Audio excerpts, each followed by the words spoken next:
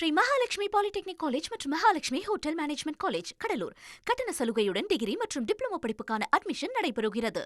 CV. Shanmugam தலைமையில் செயல்படக்கூடிய அதிமுக குழு விஜய்க்கு ஆதரவு அளிக்கிறது அப்படிங்கிற செய்தியை பார்க்கின்றோம். அதிமுக ஒரு வெர்டிக்கல் ஸ்பிளிட் நோக்கி போய் கொண்டிருக்கிறதா, ஒரு பிளவு என்பது உறுதியாக இருக்கிறதா அப்படிங்கிற கேள்வியும் மேலோங்குகிறது.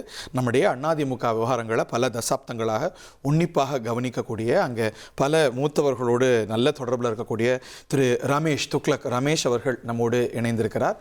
திரு ரமேஷ், இந்த ஸ்பிளிட், இந்த பிளவு அப்படிங்கிறது தவிர்க்க முடியாததாக மாறிவிட்டதா? திரு சி.வி. சண்முகம் விஜய்க்கு ஆதரவு அளிப்பது அப்படிங்கிறது ஊர்ஜிதமாக இருக்கிறதா? இன்னமும் கூட நம்ம பொறுத்திருந்து பார்க்கணுமா? அநேகமாக ஊர்ஜிதமாகிவிட்டது என்றுதான் நான் நினைக்கிறேன்.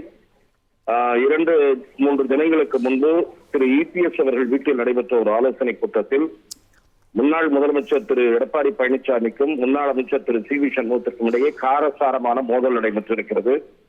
பல பேர் அதை மௌன சாட்சியாக நின்று பார்த்து கொண்டிருந்தார்களே தவிர திரு சி.வி. சண்முகம் அவ்வாறு பேச வேண்டாம் என்று தடுக்க முற்படவில்லை. இன்னும் சொல்லப்போனால் அவருக்கு ஆதரவாகத்தான் பக்கபலமாகத்தான் நின்றார்கள் என்பதை அடுத்தடுத்த காட்சிகள் நமக்கு உணர்த்தின. அந்த கூட்டம், திரு எடப்பாடி பழனிசாமி வீட்டில் நடைபெற்ற அந்த கூட்டம் முடிவுற்றவுடன் ராஜா அண்ணாமலைபுரத்தில் உள்ள திரு சி.வி. சண்முகம் அவர்களுடைய சட்ட அலுவலகத்திற்கு வரிசையாக பல அதிமுக எம்எல்ஏக்கள் அங்கே வந்தார்கள். திரு வேலுமணி குறிப்பிடத்தக்கவர், டாக்டர் விஜயபாஸ்கர் முன்னாள் அமைச்சர் குறிப்பிடத்தக்கவர், இவர்களெல்லாம் அங்கே வந்து நீண்ட நேரம் ஆலோசனை நடத்தினார்கள். இவர்களை சமாதானப்படுத்துகிற முயற்சியில் ஈடுபட்டு முதலில் திரு அக்ரி கிருஷ்ணமூர்த்தி அவர்களும் திரு சேலம் இளங்கோவன் அவர்களும் திரு எடப்பாடி பழனிசாமியின் தூதுவர்களாக வந்தார்கள்.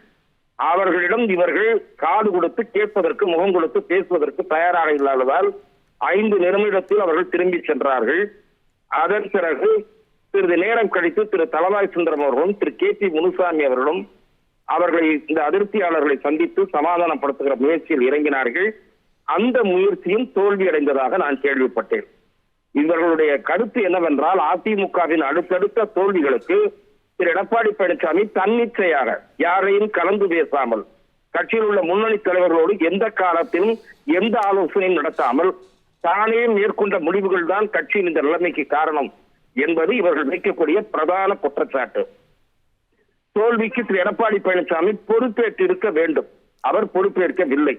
மாறாக தொடர்ந்து கட்சி தன் கைக்குள் இருக்க வேண்டும் என்பதையே அவர் விரும்பினார். குறிப்பாக தேர்தலுக்கு முன் அதிமுகவின் ஒருங்கிணைப்பு முயற்சி மேற்கொள்ளப்பட்டது என்பதையும், அதில் திரு செங்கோட்டையனும் திரு சி.வி. சண்முகமும் பிரதான பங்கு வகித்தார்கள் என்பதையும் பின்னணியாக வைத்து நாம் பார்க்கும் போது அங்கே நிலவுகிற பிரச்சனைகளின் தீவிரத்தை நம்மால் உணர்ந்து கொள்ள முடியும். ஆகவே இந்த முறை சமாதானம் உருவாவதற்கான வாய்ப்புகள் குறைவு என்றுதான் நான் பார்க்கிறேன்.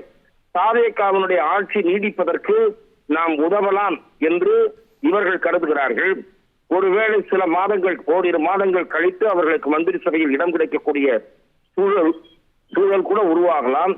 ஆனால் என்னை பொறுத்தவரை இந்த வாய்ப்பை தாவேகா சரியாக பயன்படுத்திக் கொண்டால் ஆயுளினுடைய ஸ்திரத்தன்மை நீடிக்கும், ஆட்சியினுடைய ஆயுள் நீடிக்கும் என்பது என் பார்வை. அல்ல, அவங்க தரப்புல ரிசர்வேஷன்ஸ் இருந்ததுன்னா புரிந்து கொள்ளத்தக்கது தானே. அவங்க திமுகவை எதிர்த்து திமுகவுடைய இடத்துல தாவேக்கா அப்படின்னு சொல்லி அதுல ஒரு பெரிய வெற்றியும் கண்டிருக்கிறாங்க. அதிமுகவை ஊழல் சக்தி என்றெல்லாம் கூட திரு விஜய் விமர்சித்திருக்கிறார். அப்படியெல்லாம் விமர்சித்து விட்டு இவர்கள் ஆதரவு கொடுக்குறாங்கன்னு வாங்கிக்கிட்டு அவங்களுக்கு மந்திரி சபையில இடம் கொடுத்தா அவங்களுடைய இமேஜுக்கு என்ன மேண்டேட்டை பெற்றிருக்கிறாங்களோ அதற்கு முரணாக ஒரு நெகட்டிவ் அவுட்கம் வரதுக்கான வாய்ப்பு இருக்கு அப்படின்னு தாவேக்கா யோசித்தா அது புரிந்து கொள்ளத்தக்கது தானே. இந்த வாதத்தில் சாரம் இருப்பதாக நான் நினைக்கவில்லை. திராவிட முன்னேற்ற கழக கூட்டணி கட்சிகளின் ஆதரவை திரு விஜய் கோரி பெற்றிருக்கிறார். எப்படி பெற்றார்? கல்லாப்பெட்டி கூட்டணி என்று சொல்லிவிட்டு அந்த கட்சிகளின் ஆதரவை பெற்றது மட்டும் தார்மீக ரீதியால் சரியாகிவிடுமா? ஆகவே ஒரு அரசாங்கம் நீடிக்க வேண்டும். மக்கள் அளித்த மேண்டேட் என்ன என்றால் விஜய் ஆட்சிக்கு வர வேண்டும் தான். அது கிளியர் மேண்டேட்டாக இல்லாமல் போய்விட்டது துரதிருஷ்டவசமாக. ஆனால் பெரும்பாலான மக்கள் விரும்பியது விஜய் ஆட்சி. அந்த ஆட்சியை நீடிப்பதற்காக சில வியூகங்கள் வகுப்பதில் தவறில்லை என்பது என் பார்வை. இப்போ இந்த எண்ணிக்கையும் கரையறதை நம்ம பார்க்குறோம்ல. இப்போ திரு எடப்பாடி பழனிசாமி அவர்களுக்கு முதல்ல 11 பேர் அப்படின்னாங்க, நேற்று 17ஆக உயர்ந்தது, இன்னைக்கு 23 அப்படிங்கிற அளவில் எம்எல்ஏக்கள் ஆதரவு. இன்னைக்கே திரு சிவிஎஸ் தலைமையில் சிவிஎஸ், வேலுமணி, விஜயபாஸ்கர் அந்த அணிக்கு ஒரு சட்டப்பூர்வ அந்தஸ்து அவையில் கிடைக்கணும், அதுதான் அதிமுக அப்படின்னு அவங்க கோரியது போல அவை அங்கீகரிக்கணும் அப்படின்னா 2/3 பங்கு இருக்கணும், 2/3 இருக்கணும். அந்த எண்ணிக்கை இப்போ இருக்கிறதா தெரியலையே, இருந்தாலும் கூட அதை கரைஞ்சு வருதா பார்க்கணும். நாங்கள் கட்சியின் பொதுக்குழுவை கூட்டி சில முடிவுகளை எடுக்க போகிறோம் என்று இவர்கள் தெரிவிக்கலாம், அதற்கான அவகாசத்தை கோரலாம். ஏனென்றால் அவரை பொதுச் செயலாளர் பதவியிலிருந்து அகற்றுவது என்பது கூட இவர்கள் திட்டமாக இருக்கலாம். அதையெல்லாம் நாம் பொறுத்திருந்துதான் பார்க்க வேண்டும். பட் இந்த நம்பர்ல மாற்றங்களை எப்படி பாக்குறீங்க? சனிக்கிழமை நம்ம ரிப்போர்ட் பண்ணும்போது, ஞாயிற்றுக்கிழமை ரிப்போர்ட் பண்ணும்போது சிவிஎஸ் பக்கம் ஒரு 36 எம்எல்ஏக்கள் இருந்ததா சொல்லப்படுது. அந்த எண்ணிக்கை வெகுவா குறைந்து வருது இல்லையா? அது ஏன்னு நினைக்கிறீங்க? அதற்கான காரணங்கள் என்ன? திரு ஹரி அவர்களே, இவற்றை எல்லாம் விளக்குவது சரியாக இருக்காது. ஏனென்றால் அது ஆதாரங்களுடன் கூடுகிற தகவல்களாக இருக்காது. அரசியலில் பேரங்களும் தந்திரோபாயங்களும் பல வகைகளிலும் கடைபிடிக்கப்படும், வெவ்வேறு அஸ்திரங்கள் ஏவப்படும் என்பதெல்லாம் நாம் அறிந்த செய்திதான். கூவத்தூரில் எப்படி தக்க வைக்கப்பட்டார்கள், அவர்களுக்கு என்னென்ன பொருட்கள், என்னென்ன வகையான இதெல்லாம் நடந்தது என்று பத்திரிகைகளிலே மிக விரிவாக செய்திகள் அப்போதே பிரசுரமாகி இருக்கின்றன. பணமாக கொடுக்கப்பட்டது, தங்கமாக கொடுக்கப்பட்டது பற்றியெல்லாம் நாம் நிறைய படித்து விட்டோம். ஆகவே பலவிதமான வழிமுறைகள் கடைபிடிக்கப்பட்டு அந்த ஆதரவு எண்ணிக்கை ஒரு பக்கம் கூடும், ஒரு பக்கம் குறையும். ஓகே, அது மாறிட்டே இருக்கோ, அது எப்படி நிலை பெறுது அப்படிங்கிறத பார்க்கணும்.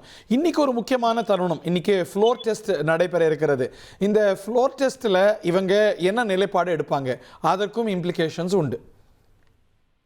புதிய சபாநாயகர் தேர்வான பிறகு அவரை வாழ்த்தி பேசுவார்கள். ஃப்ளோர் டெஸ்ட் இன்றே நடப்பதாக தீர்மானமாகி இருக்கிறதா என்று எனக்கு உறுதியாக தெரியவில்லை. ஒருவேளை ஃப்ளோர் டெஸ்ட் இன்றே நடப்பதாக இருந்தாலும் ஆதரிப்போர் எழுந்து நிற்கும்படி கேட்டுக்கொள்ளும் போது இவர்கள் ஆதரித்து எழுந்து நிற்பார்கள் என்றுதான் நான் பார்க்கிறேன். இல்ல, இந்த வாய்ப்பும் இருக்கா? அவையில இல்லாம இருக்கிறதுக்கான சூழலும் இருக்கா?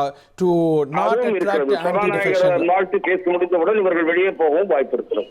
ஓகே, ஆனா திரு விஜய் ஆதரவு நிலைப்பாட்டை எடுக்கிறாங்கன்னு உறுதிப்படுத்திக் கொள்ளலாமா? அந்த ஆதரவு அக்னாலேஜ் செய்யப்படுது, விஜய் தரப்பிலையும் கூட அது ஏற்றுக்கொள்ளப்படுறதுக்கான வாய்ப்பு இருக்கிறதா, அங்கீகரிக்கப்படுறதுக்கான வாய்ப்பு இருக்கு? விஜய் தரப்போடு இவர்கள் கான்டாக்ட் எஸ்டாப்ளிஷ் செய்யாமல் இப்படியான முடிவுகளை எடுப்பார்களா என்பதில் எனக்கு சந்தேகம் இருக்கிறது. அதே சமயத்தில் திரு விஜய் தரப்பு இந்த ஆதரவை ஏற்றுக்கொள்வது விவேகமான முடிவாக இருக்கும், புத்திசாலித்தனமாக இருக்கும் என்பது என்னுடைய பார்வை. ஓகே, ஸோ நீங்கள் சட்டமன்ற விவகாரங்களை நிறைய கவனிச்சிருக்கிறீங்க. 2 தரப்பும் கிளைம் வச்சிருக்கிறாங்க. திரு இபிஎஸ் அவர்கள் என்னத்தான் அதிமுகவுடைய லெஜிஸ்லேட்டிவ் பார்ட்டி லீடராக அறிவிக்கணும்னு கோரியிருக்கிறாரு. இந்த தரப்பும் கோரியிருக்கிறது. அவங்க செட் ஆஃப் நேம்ஸ் கொடுத்துருக்குறாங்க. இன்னைக்கு ஸ்பீக்கர் முன்னாடி இருக்கக்கூடிய வாய்ப்புகள் என்ன, சட்டம் கூறுவது என்ன? சட்டம் கூறுவது பற்றி எனக்கு அவ்வளவாக தெரியாது. ஸ்பீக்கருடைய ப்ரொரோகேட்டிவ் இதில் இருக்கிறது. அவர் நினைத்தால் ஒருவரை பேச அழைக்கலாம், ஒரு தரப்பை. இல்லாவிட்டால் எனக்கு 2 தரப்பிலும் கடிதங்கள் வந்திருக்கின்றன, அது குறித்து நான் இன்றைக்கு முடிவெடுக்கவில்லை, 2 பேரையும் பேச அனுமதிக்கிறேன், 2 தரப்பையும் பேச அனுமதிக்கிறேன் என்று கூறினாலும் அவரது முடிவில் யாரும் குறுக்கிட முடியாது.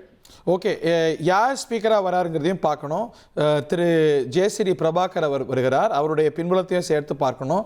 அவர் கடந்த சில ஆண்டுகளாக இபிஎஸ் எதிர்ப்பு நிலைப்பாட்டை தான் அவர் எடுத்து வந்தார் அப்படிங்கிறத நம்ம பார்க்கணும். ஆனால் சபாநாயகர் என்பவர் எல்லோருக்கும் பொதுவாக செயல்படுவது தான் மரபு.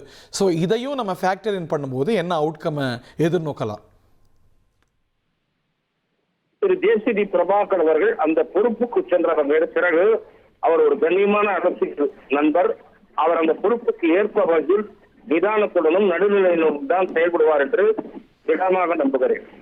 Okay, thank you mister Ramesh, thank you very much. ஆனால் நீங்கள் ஊர்ஜிதப்படுத்துறீங்களா, உங்கள் சோர்ஸஸ் சொல்கிறாங்களா இவங்க பிரயாணிக்கக்கூடிய திசை, இந்த சிவிஎஸ் ஆதரவு எம்எல்ஏக்கள் பிரயாணிக்கக்கூடிய திசை என்பது தாவேகாவை நோக்கித்தான் அப்படின்னு? தாவேகாவை ஆதரிக்க வேண்டும் என்பதுதான் அந்த குழுவில் உள்ள பலரது கருத்து. இது ஒரு வெர்டிகல் ஸ்பிளிட், தவிர்க்க முடியாததாகிவிட்டது அதிமுகவில். மீண்டும் தேர்தல் ஆணையம், மீண்டும் நீதிமன்றங்கள், மீண்டும் பொதுக்குழு, போட்டி பொதுக்குழு அப்படிங்கிற காட்சிகளை எல்லாம் ஒரு டேஜாவு மொமெண்ட் போல நம்ம மீண்டும் மீண்டும் பார்க்க போறோம் அப்படின்னு கொள்ளலாமா?